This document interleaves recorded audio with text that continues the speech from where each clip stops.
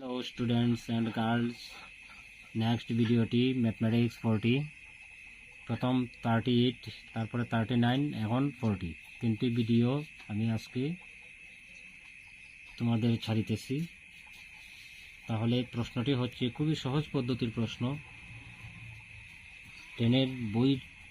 Class 10-এর বই থেকে আমি করতেছি।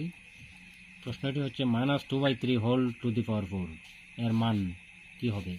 একেবারেই সহজ। -2/3 পাওয়ার হলো 4। এইটারে আমি কি করতে পারি?